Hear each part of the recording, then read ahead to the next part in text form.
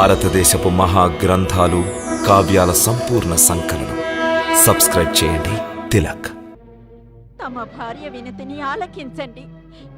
నేడు నేడు ఈ సమయంలో సుగ్రీవునితో యుద్ధానికి వెళ్ళకండి స్వామి. చూడు, ఆ రాముని గురించి నేను కూడా గుప్తచరుల ద్వారా తెలుసుకున్నాను. ఆయన ధర్మ మార్గాన్ని అనుసరించేవాడు, సమదర్శి. ఆయన అధర్మానికి కొమ్ముకాయడు. వాలే పిరికి బంద, యుద్ధం నుంచి పారిపోయి భార్య కొంగుచాటును దాక్కున్నావా? సిగ్గుతో చావు. వాలే, ధైర్యం ఉంటే బయటకు రా. ఈ సుగ్రీవుడు నిన్ను యుద్ధానికి పిలుస్తున్నాడు. పరిణామం ఏవైనా కాని శత్రువు యుద్ధానికి పిలిచినప్పుడు వెనుకంజ వేయడం వీరుని యొక్క లక్షణం అనిపించుకోదు. సుగ్రీవుడు వాలి ఒకే తల్లి పాలు తాగారు. ఆ తల్లి పాలు తాగిన వాలి అధముడు కావాలా? అసంభవం.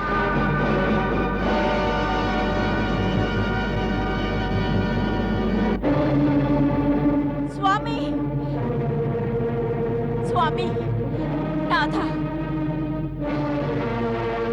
నాథ, అలనాడు మీ తండ్రి గారికి దేవరాజైన ఇంద్రుడు ప్రసాదించిన ఈ స్వర్ణమాలని ధరించటం మీరు మరచినారా?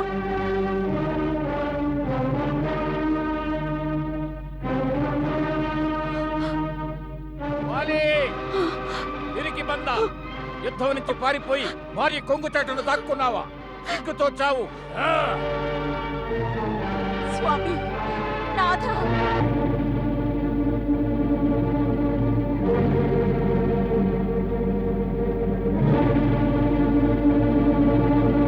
సిగ్గులేనివాడా, నువ్వు మళ్ళీ వచ్చావా? నువ్వు చిన్నవాడివని కనికరించి మొదటిసారి ప్రాణాలతో వదిలేశాను. కానీ ఇప్పుడు వదిలిపెట్టను. బహుశా నీ మృత్యువే నిన్ను కిష్కిందా ద్వారం దగ్గరికి ఈడ్చుకొచ్చి ఉంటుంది.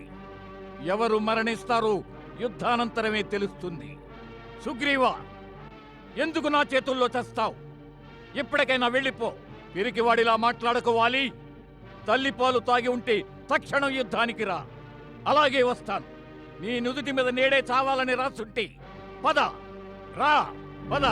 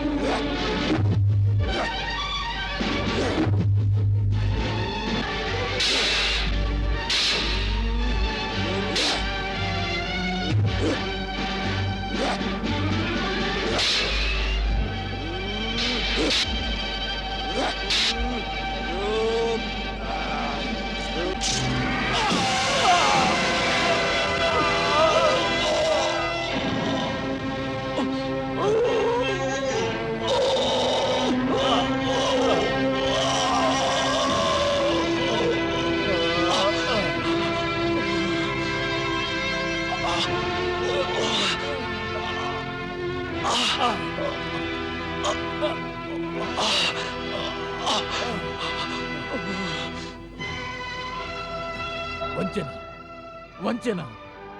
నేను ఓడిపోలేదు. వంచనతో చంపబడ్డాను. నువ్వు నన్ను మోసంతో చంపావు. కళంకితుడైన సుగ్రీవా, భీరువా, పిరికి బంద, పరాధీనుడివయ్యి పరుల శస్త్రంతో నువ్వు నా మీద దెబ్బ తీశావు. నువ్వు విజేతననుకుంటున్నావా? ఓరి పిచ్చివాడా, నువ్వు మన జాతికి నమ్మక ద్రోహం చేశావు, మాతృద్రోహం చేశావు, దేశద్రోహం చేశావు, కులద్రోహం చేశావు.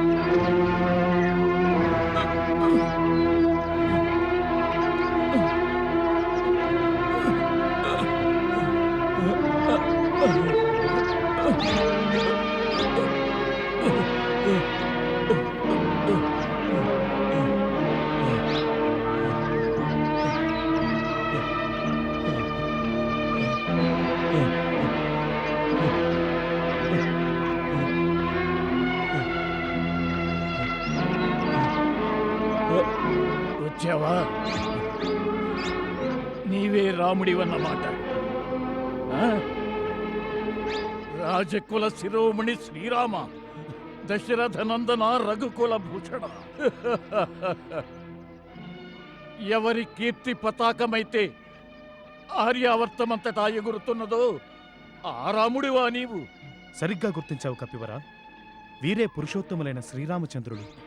ప్రథమ దర్శన తరుణములో కిష్కిందాపతి వాలి యొక్క నమస్కారమును స్వీకరిస్తావా?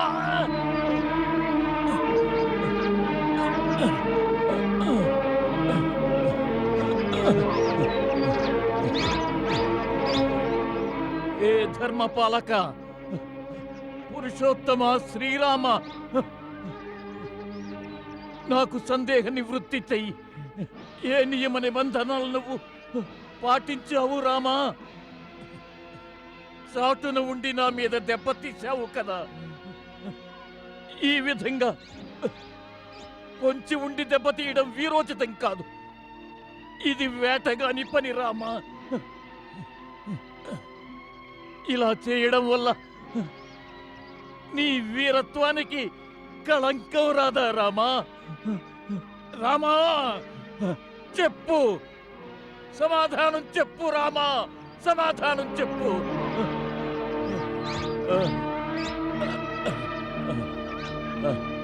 ఆంజనేయ, బాణాన్ని తొలగించు.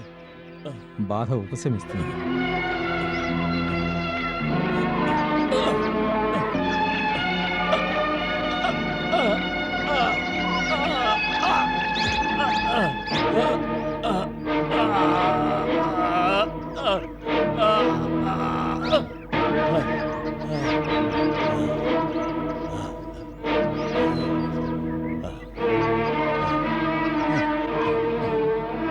నాపై దయ చూపిస్తున్నావా శ్రీరామ? నా ప్రశ్నకు సమాధానం చెప్పు. వైరం మా అన్నదమ్ముల మధ్య, అలాంటప్పుడు పొంచి ఉండి నన్ను వధించారు. ఇదే నా ఆర్యుల ఆదర్శం. నన్ను హతమార్చి నీ పూర్వీకుల దృష్టిలో నిందాపోత్రుడివి కావా? మన ఇరువురి మధ్య ఎలాంటి వైరమూ లేదు. మరి ఏ కారణంగా ఈ సుగ్రీవుడు నీకు మిత్రుడయ్యాడు, నేను శత్రువునయ్యాను చెప్పు రామా. నేనెందుకు నీకు శత్రువునయ్యాను? మిత్రుడి శత్రువు శత్రువే అవుతాడు. సుగ్రీవుడు మా మిత్రుడు. నీవు తన పట్ల చేసిన అన్యాయానికి, నీ పాపాలకు శిక్ష విధించడానికి మేము నిన్ను వహిస్తామని ప్రతిజ్ఞ చేశాము. రఘువంశీయులు ఎవరికైనా మాటిస్తే ప్రాణాలు పోయినప్పటికీ ఆ మాట నిలబెట్టుకుంటారు. ఇచ్చిన మాటను నిలబెట్టుకోవడమే మా ముఖ్య ధర్మం. దానికోసం నిందాపాత్రులవడానికి కూడా మేము సిద్ధమే. రామా, సుగ్రీవునితో మైత్రి వెనుక రావణుడు అపహరించిన నీ భార్యను విడిపించాలన్న స్వార్థం దాగి లేదా? కానీ ప్రాణభయంతో పర్వత గుహల్లో తలదాచుకునే ఈ పిరికివాడు నీకు ఏం సహాయం చేయగలడు చెప్పు. అంతకంటే నీవు కిష్కిందాపతి వాలి దగ్గరకు వచ్చుండాల్సింది. అప్పుడు తెలిసేది. ఈ పాటికి నేను ఆ దుర్మార్గుణ్ణి బంధించి నీ పాదాలపై పడవేసేవాణ్ణి. సీతాదేవిని వాడు సాగర గర్భంలో కాని, ఆకాశంలో కాని, పాతాళములో కాని ఎక్కడ దాచినా సరే ఆమెను తీసుకొచ్చి నీకు అప్పగించేవాణ్ణి. ఈ విధంగా వంచనతో అతి క్రూరంగా నన్ను వధించినందుకు నీ పేరు కళంకమును ఆపాదించుకుని చరిత్ర పుటల్లో నిలిచిపోతుంది. జన్మించిన వాడు మరణించక తప్పదు. అందువలన దాని గురించి నాకు బాధ లేదు. నా అనంతరం సుగ్రీవునికి రాజ్యం లభిస్తుంది. అది సముచితమైనదే. అనుచితమైనది ఏమిటంటే నీవు నన్ను రణభూమిలో వీరుని వలె నాతో యుద్ధం చేసి నన్ను వధించలేదు. నన్ను అధర్మపూర్వకంగా చంపావు. నిరపరాధినైన నన్ను హత్య చేశావు. ఈ పాపానికి నీకు ప్రాయశ్చిత్తం లేదు రామా, ఎన్నటికీ లేదు.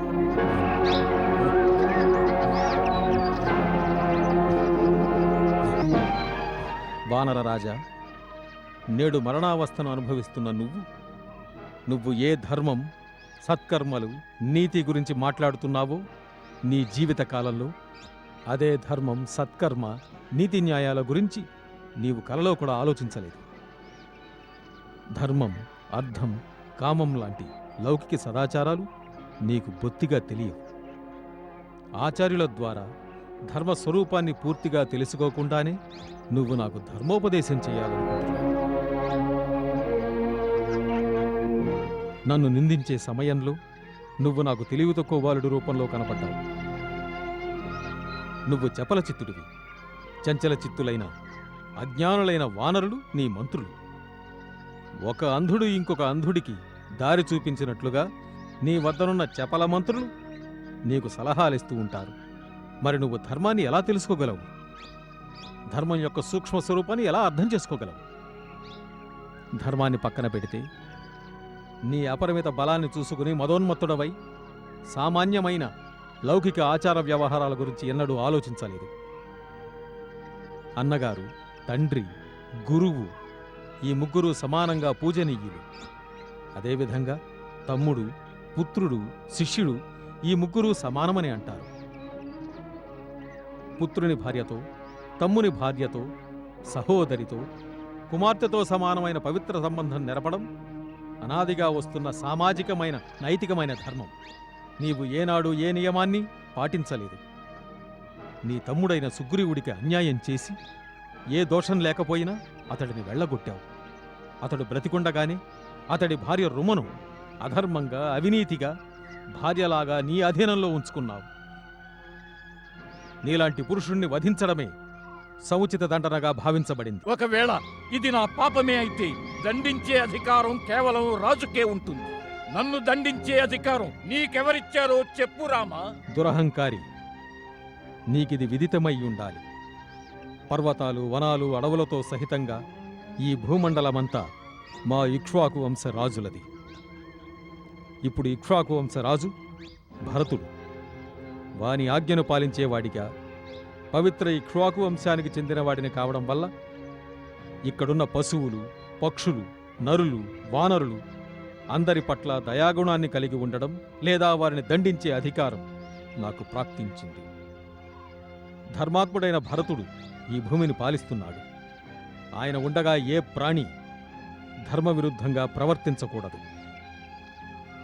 కనుక మేమందరం వారి ఆజ్ఞతోనే శ్రేష్టమైన ధర్మాన్ని పాటిస్తూ నీ వంటి ధర్మభ్రష్టులైన పురుషులకు శాస్త్ర ప్రకారం దండన విధిస్తాం.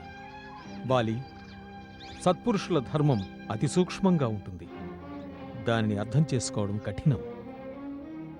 వాలి, తెలుసుకో. ఒకవేళ రాజు పాపాత్ముణ్ణి దండిస్తే ఆ పాపి దండనను అనుభవించి పునీతుడవుతాడు. కానీ రాజు సరైన శిక్ష విధించకపోతే ఆ శిక్షా ఫలితాన్ని రాజే స్వయంగా అనుభవించాలి. మనుస్మృతిలో మనుమహారాజు కూడా ఇదే చెప్పాడు. రాజభీకృత దండాస్తు కృత్వా పాపాని మానవః నిర్మలా స్వర్గమాయాంతి సంతఃసుకృతినోపథ శాసనాద్వాపి మోక్షాద్వా ఇస్తేన పాపాత్ ప్రముచ్యతే రాజాత్తు శాసన పాపస్య తద్వా పునౌతి కిల్మిషం. వానరరాజా, నీవు చేసినది పాపం. దాని ప్రకారం నీ వధ సర్వదా ధర్మానుసారం సముచితమే అవుతుంది.